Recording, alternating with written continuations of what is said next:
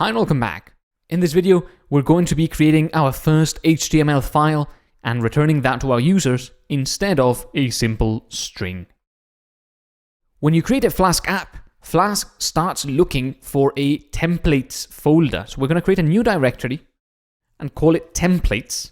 And that has to be beside app.py, so in the same folder as app.py is. Okay, notice how these are both in the same folder. Now, you can tell app.py, your Flask app, to return some HTML file that is inside this templates folder. First of all, we're going to create our HTML file, and then we're going to return it. So we're going to create a new file. We're going to call it post.html, for example.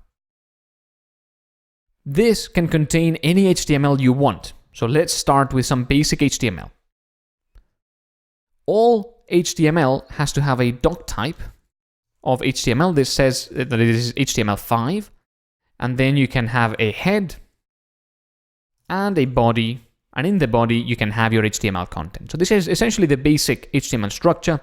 Tells the browser receiving the file that this is an HTML file, and then it has the HTML content inside it.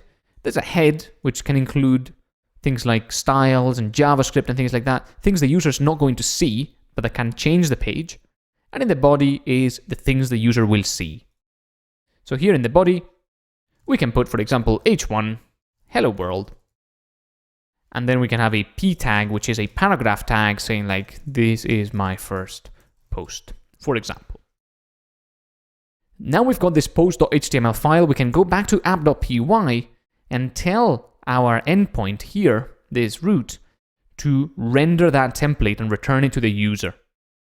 We're going to have to import something else from Flask. We're going to do from Flask import Flask, comma, render template. And then instead of returning this string here, we're going to return render template of post.html. Okay, notice how we've not used our post variable at all yet. We're going to do that in just a moment.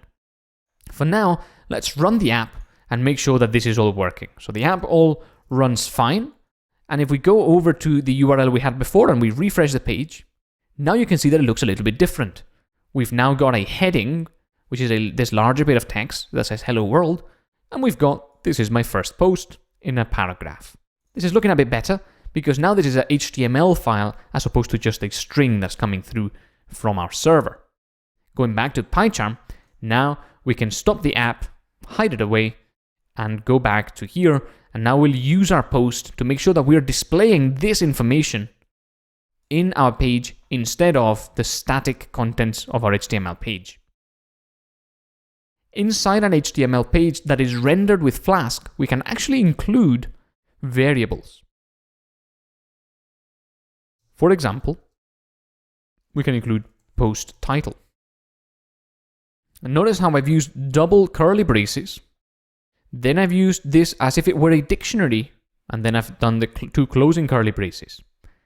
Jinja 2 is built upon Python and it has a lot of the same syntax. So what we're doing here is we're going to pass this template a dictionary called post, and the template is going to be able to replace this for whatever it is that this evaluates to, the post title most likely. Similarly here, post content. Now this template is going to look at the post variable and try to get the title and the content from it in order to render the template with those. But of course, we must give it the post variable that it's going to look for. So inside render template, after the template name, we can pass in named arguments like so. This post named argument will become this post here. And this post here is, of course, the value of the argument, which is what we've retrieved from our in-memory database. To make things simpler, we could just delete that and put it there.